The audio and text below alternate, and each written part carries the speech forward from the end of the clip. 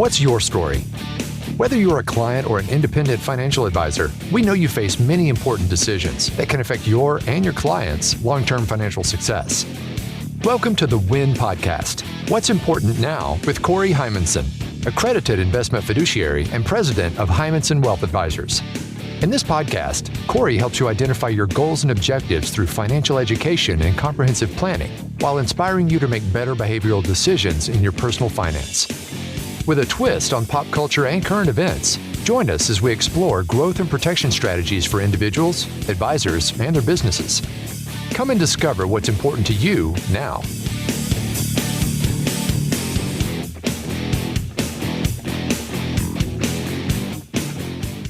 Hello, and welcome to the What's Important Now podcast, or as we like to say around here, WIN, with Corey Heimensen. Corey, good to be with you again, although looking at these notes, knowing what the topic is today, I'm a little concerned. You thinking about going mountain climbing? You had me at win, for the win. For the win. Kind of felt like I was on a game show. Yeah, there you go. Well, you know, the way my mind works, essentially, if there's a reference to something obscure in one of these podcasts, about 2 or 3 later, we just go full throttle deep into the pool, Bam, back grab into it that and weird throw it on the topic. ground and go. Right? So why wouldn't we? Why wouldn't we? That's exactly. my other. I should almost have the marketing department makes T-shirts of that. Why? Maybe with our logo on them and say, "Why wouldn't we?" Yeah. I don't know if that really answers Well, your question. I can tell you why wouldn't we when it gets to today's topic, okay? At least personally, I can tell you why. So today we're going to call this The Climb. And, a few episodes ago. Good country music song, Corey. Are we talking the Miley Cyrus version, or was there somebody else that did it before No, I her? like Miley's version, actually. Okay. I think it's pretty good. It's a good song, though. Well, as far as a challenge goes, I think that's how we close this thing. I'm going to wrap it up by tying it back to Miley Cyrus. Okay. Again, I can't wait to see how you do that, but okay. Based on our budget, we do not have her in studio. Okay. Right? It's disappointing, but all right, fine. Off on a tangent already. But yeah, so we're calling this The Climb. And there was a few episodes ago or a few podcasts ago that I referenced Mount Kilimanjaro. Mm-hmm. And so we have some family friends that are far more adventurous than say I. So they've had this, I don't know if I'd call it a project, but this idea that, some of us couples, shouldn't just create a card club at our house on Saturday nights. We should go to Africa and climb this mountain. Holy cow. Really? I can't make this stuff up. You know that. No, this is if you made this one up, it'd be a really crazy one, yeah. So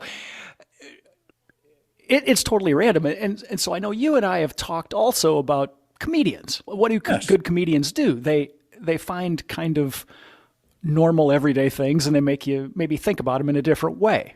Yep. And so as I was sitting around thinking about this, I have not packed my backpack or anything like that yet, but I thought, let's dive into this. Let's see if there's a way to take something like mountain climbing and relate it back to a lot of people that are not in the mountain climbing camp. All right. So that's the objective today. We're going to try and make this interesting and connect some dots on different things that normally people don't connect dots on. But if nothing else, I thought it'd be fun to talk about. Sure. Absolutely. But Kilimanjaro? Well, it's got a cool name. Well, I know. I always like the name. I have to admit, Corey, you got me there. That's true. So I mean, let's just start there. I mean, Bill, I'm not accusing you or claiming that you're a mountain climber, but I mean, are you a hiker, or is this anything that's in your wheelhouse? Not the mountain climbing part. I mean, I've done a lot of hiking. I still occasionally will go on hikes. When I was much younger, the closest thing to a quote unquote mountain climb that I ever did was there's a little small mountain outside of Santa Fe, New Mexico. And I don't know the official name of it. We always called it Mount Baldy. And it was outside a religious camp that I used to go to in the summers. And a couple of guys and I would go out and, unofficially go up Mount Baldy, as we called it, because it rose just above the tree line. And when you got above the tree line, it was rocks, hence the name. So There you go. So you're not totally new to the game. no, but I least- mean, I'm not by any stretch of the imagination, though, a high altitude mountain. Right. So my history in hiking, this a couple years ago, my wife and I was speaking at an industry event, but we were in Phoenix or somewhere and had an extra day on the back end of this trip. And so she said, "Yeah, well, let's go find a trail." So, we went to Google or something, Of course. and our trail was, you parked in a parking lot. This is a very commercial place, and you walked about 15 minutes and took some pictures, and then you walked 15 minutes back. So this wasn't even like equipment. I remember saying to her, I'm like, "What kind of shoes do I wear for hiking?" She's like, "Well, I don't know. What do you got?" I'm like, "Well, the same ones I wear if I go out to the grocery store or anywhere else." So anyway, that was that. So yeah, I know what hiking is. I know the concept of what mountain climbing is, but certainly not an expert by any means. So if we dig a little deeper into this, I laugh to myself because a topic or an audacious goal like this is so out there that when somebody approaches you about a concept like this, it's easier to answer one way depending on your location or circumstance. So if it's Saturday afternoon and I'm with my buddies watching football at a place eating chicken wings, let's say, and somebody says, "Oh, we should go climb Mount Kilimanjaro," it's pretty easy to go, "Yeah, that's a great idea." That's a great idea, man. If somebody, books a meeting at my office on Wednesday afternoon and I'm dialed into work and they suggest this, as soon as they leave the building, I'm going to do my research, just like it's a stock pick or, an investment strategy. And so you start, opening the hood on this thing before you commit by any means. Yep. And so that's what I've done on this topic right here. So according to the experts, the success rate of climbing this mountain is about 65 to 70%. Now, So not all those that try do correct. succeed. And I'm not saying the ones that don't succeed die, Right. but there is a track record of death trying to do this. So, I mean, Yeah. Well, it's really funny. As it so happens, I know a guy who climbed Mount Kilimanjaro with with a group of friends, and he made it to the top, but not everybody in the group made it to the top because some of them got altitude sickness. They just got worn out. And they didn't make it all the way. They stopped at a certain point on the trail and said, "We'll stay right here till you come back, or we're going to head back down now." But, they didn't die, but, they probably felt like they wanted to, because I gather that a couple of them got pretty sick. So how disappointing is that? You fly halfway around the world, you think you're mentally prepared for this, and then you realize that this is serious business, and maybe this isn't going to work. And fun name, but a serious mountain.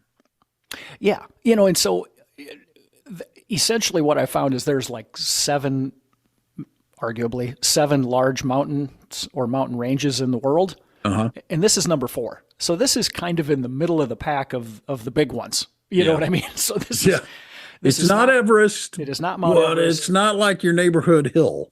Yeah, so it's like it's over 19,000 feet tall. So I mean, it's something. You're going to see it if you get there. You know what I mean? And so you mentioned it's altitude. It's the climate you're facing. It's which route do you take up that hill? And it comes back to preparation. And so maybe here's our first bullet point of tying this back to real life. I mean, a lot of those are things that just we all face every day. I was going to say that's pretty standard life practice right there, isn't it? Yeah. I mean, I'm not saying we all battle altitude or altitude sickness every day, but I know guys that bet on football, and sometimes teams that go to Denver don't play very well. Yeah. No, but there is. Yes, funny, by the way, just as an aside, I've traveled to Denver a few times. I never slept well in Denver. And then I was at breakfast one day and somebody said, "Oh, you don't sleep well because, you're a mile high and it makes a difference." And I'm like, "Oh, oh." But getting back to your point, preparation, planning, making decisions about which way you're going to go. Those all sound pretty standard life stuff. Yeah. Well, and the other thing that's interesting to me is the success rate for people that hire a guide to climb this mountain is much, much higher. Oh, I believe that. Go figure. You hire somebody that knows what the hell they're doing to guide your route. Shocker, right? They're really great. There's Bill and Tori out there in their tennis shoes trying to climb the mountain, and they don't get up there. What the heck? I mean, yeah, I've got 120-ounce bottle of water. Is that going to get me to the top, Mr. Guide or Mrs. Guide? And so then we focus on the route, right? Initially, when you think of a mountain, a lot of people probably think, oh, there's the mountain. Here we go. We go straight up this thing, but this particular mountain, essentially, they say has 5 primary routes that people can choose to take. And now the shortest one is still damn near 40 miles. Yeah, I noticed that actually in the notes. I was actually surprised. Now I should correct that. 40 miles is round trip. So you're 20 miles up the hill. Yeah. 20 miles back down. Just to put it in perspective. I mean, you start thinking about walking on rocks and altitude. And it starts to get more real when you put these pieces together.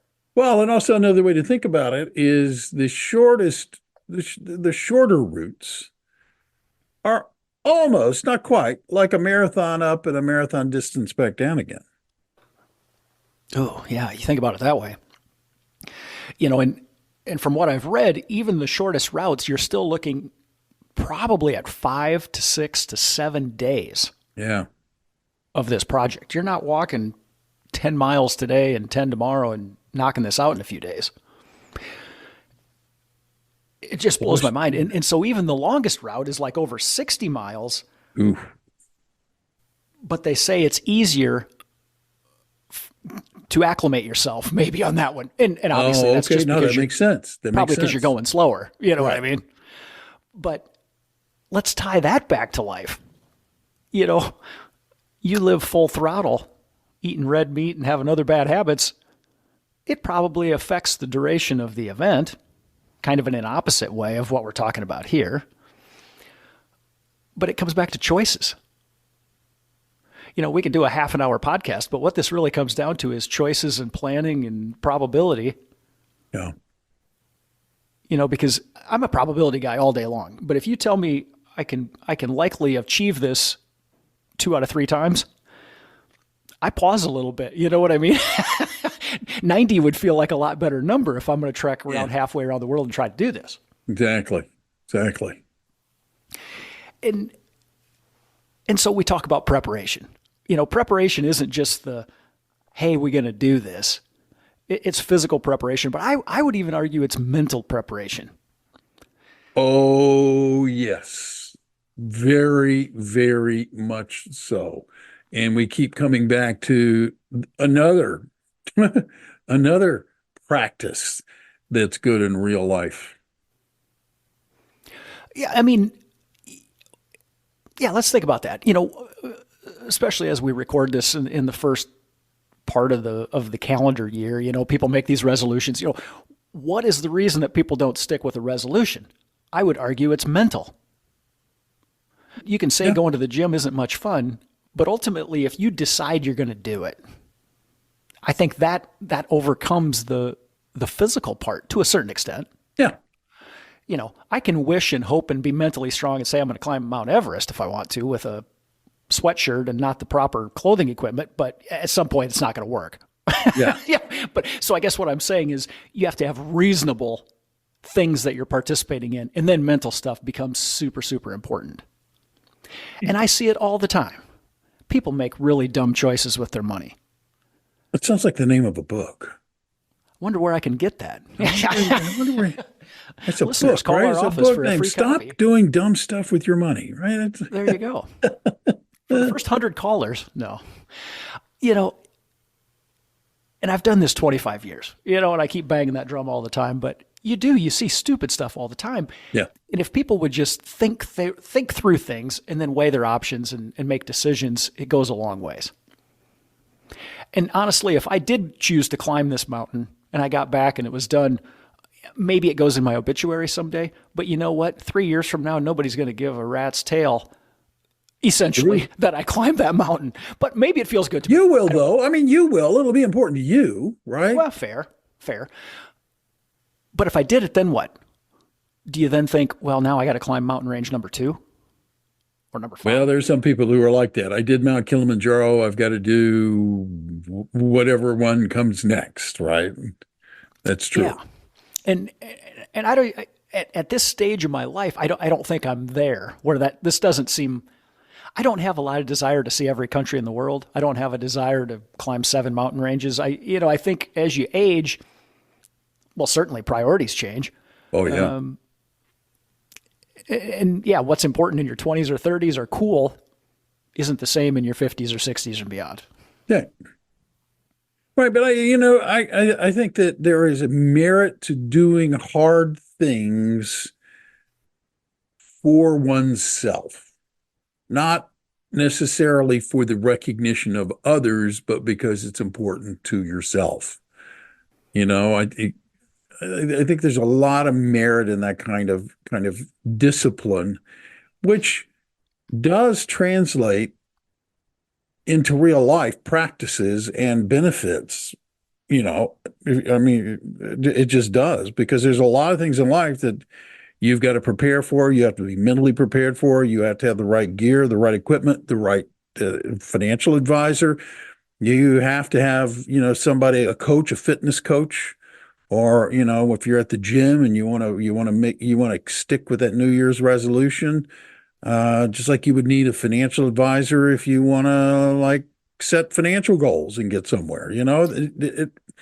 Those are good practices, and there's a benefit to just doing hard things because they're hard and they test you and try you, and maybe you come out better on the other side for it. I think that's the key takeaway right there. And what I was going to say is, I know you've won awards. You've been commemorated in your industry through the years at different times. And while that felt great, maybe that evening or that day, the bigger takeaway, I'm totally reading into your mind, I guess, is that probably the work you put in or the satisfaction on the backside of that was far more valuable to you. Way more important and way more valuable. Absolutely. Yeah, I didn't even think we'd go there today, but that's cool stuff, and that's so right. And I've said this before. People that come to our office or call me out of the blue or work with a different advisor, they focus on the numbers, and the numbers are a scorecard. But a scorecard doesn't define how smart you are or how successful you are in life. It's just a piece, a tiny piece, and there's so many things that are more important, And so you gotta put in the work.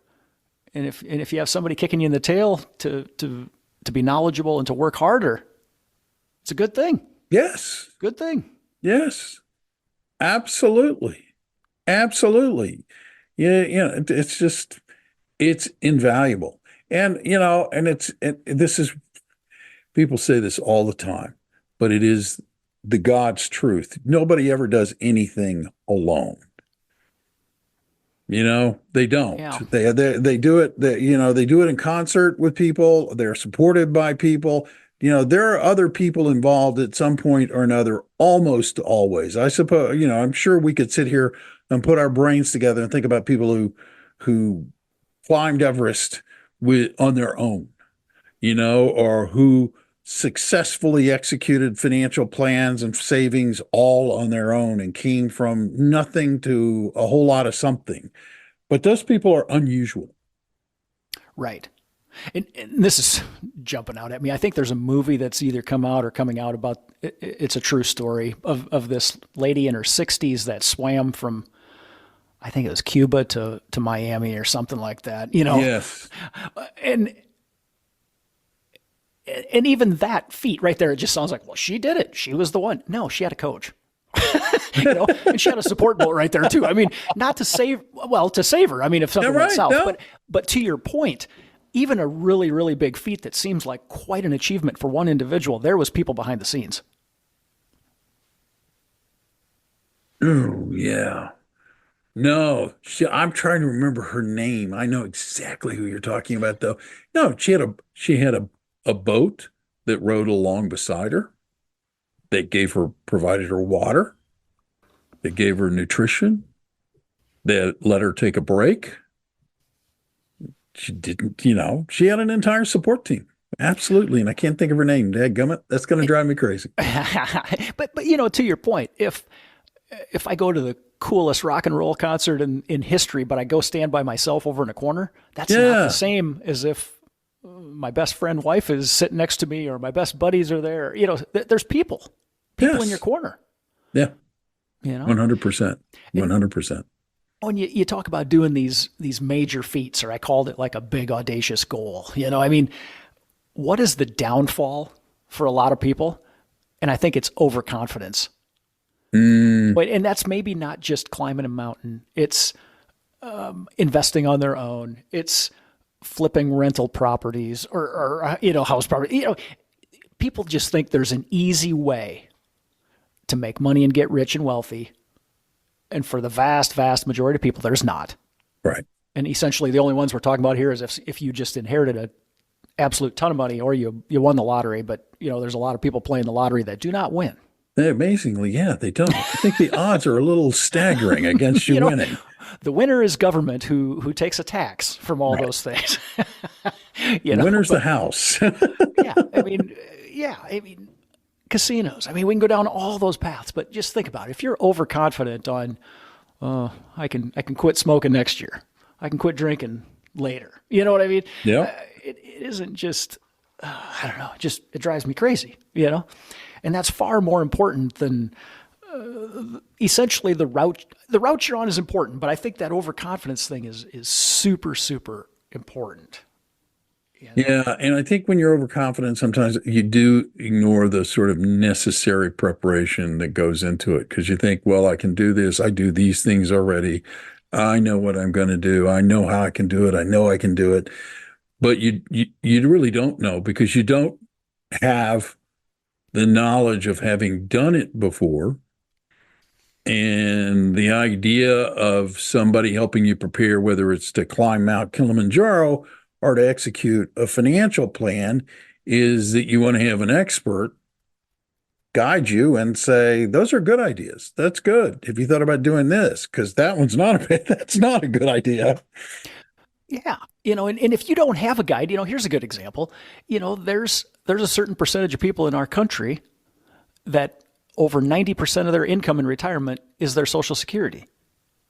Yeah. The number, according to the studies I've seen, is, so maybe it's like 20%. So 1 out of 5 households, we'll say, that's in retirement, they're just banking on that check coming in. Now, that's kind of scary. It is scary, and we've said that before. I mean, this is kind of the result of consequences for a lot of people that, man, you got to have your own bucket. You got to save, Yeah. And that's where the guide or somebody early in life, if it's not your parents or, somebody you trust or a mentor, man, try and learn something from somebody and create your own path. And here we go.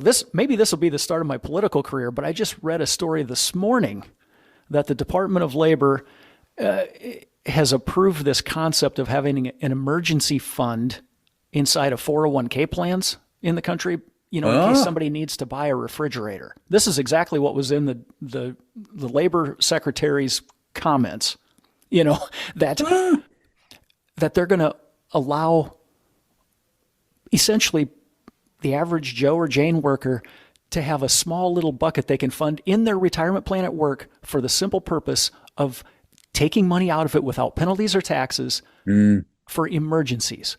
Like an emergency fund. Oh, that's interesting. It's a very interesting idea. The idea is good, but why the hell can't these people just do it on their own? That's my point. Well, yeah. How great. I mean, I agree, but the reason we have Social Security is that because during the Great Depression, back in the 30s, late 30s, it is that, the feeling was people were not saving. And maybe if there was a forced savings account, as it were, with Social Security, they would at least have some kind of savings when they got to the end of their career. Yep. Their working life. And I get it. But at some point, do we have to hold people's hands over and over and over? I guess is maybe my. I just read this article before I came in here, so that's why I'm all wound up today.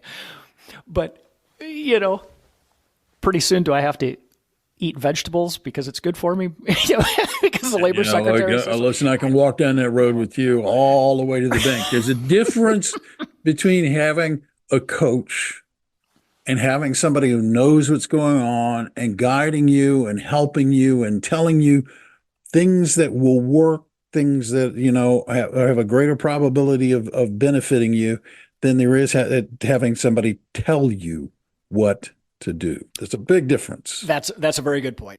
I'm glad you reined me in. You gotta get back over here, Corey. Come on, buddy. You normally don't see me get this wound up. I don't know what's going on. Yeah. There you go. It's the idea. I totally understand it, and I can get as wound up about that idea as you. So that it's like, but bringing it back to mountain climbing really and truly, for those who are sticking with us through this conversation, clearly the things that go into preparing it and the things that go into executing it have a lot of parallels in life. And I'll give you one more, and we haven't even touched on this. This is maybe the most interesting thing to me is that in mountain climbing, a lot of the injuries and or deaths are on the descent of coming back down the mountain. Really? Statistics show that there's more injuries and deaths coming back down the mountain. Now, why is that? Number one, it might be lack of focus. Hey, I've achieved this goal. Here we go. Ha ha. We're going to go down. Oh, yay. Some of it's fatigue.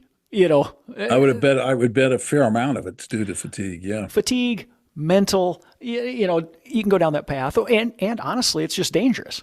If you kind of think about it, sort of climbing up or walking up a gradual incline, to me, it seems like walking down that same incline could potentially pose more threats.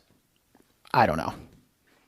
Well, you know what? I have one small aside here. I don't know if you've ever been out west to New Mexico and seen the cliff dwellings, but there are abandoned dwellings where Native Americans, I can't remember the tribe, lived on the side of cliffs. And these things are really impressive. And when you go there as a tourist, you're like, wow, this is great. And my son was like, just go climb up and do this. My wife's like, no, I'm not going to do that. And I'm like, okay, sure, let's do that. So we went climbing because I really don't have much fear of heights. We climb up. And then suddenly I realize we have climbed up all these ladders and stairs, and we're way up on the side of a cliff. And like the idea of coming down was way more daunting than going up it. It was like, suddenly I realized, oh, we have to get down from here now. That's awesome. That is awesome. So, yeah. Oh, there you go. So I want to know how this comes back to Miley Cyrus, buddy. Well, my best comment to that is, ain't about how fast I get there, ain't about what's waiting on the other side. It's the climb. Yes. So there you go. There's 3 lines from her song. Boom. There you are. Well done. The climb is the important part. There you go. Yeah. Well, for people who want to do their own financial climb, Corey, how do they get a hold of you? Give me a call or any member of our team here. And that's at 800-657-4316. That's great. Do they get a person or do they get some kind of robo thing? You are going to get a person. A live person will answer the phone, and friendly voices will answer your question or tell you what you need to know, or we'll just send you a free book, whatever you want to do. Oh, that's fantastic. That's great, Corey. It's always great visiting with you, and it is interesting the way your mind works, to put it nicely. I'll take it as a compliment. Thank you. You should. You should. I'm sure. I know viewers were listening to this, stayed on all the way through because it was an interesting conversation. And for those of you who are not already a subscriber, this is easy. hit the subscribe button. Doesn't get any easier than that. And then you will never miss another episode of this podcast. We would also ask that if you like it, get rated, share with other people, help spread the word about the Win podcast. On behalf of Corey, I'm his producer, Bill Tucker, wishing you a great day and reminding you that you can go out and make it a great day today or not. It's your choice. Have a good one.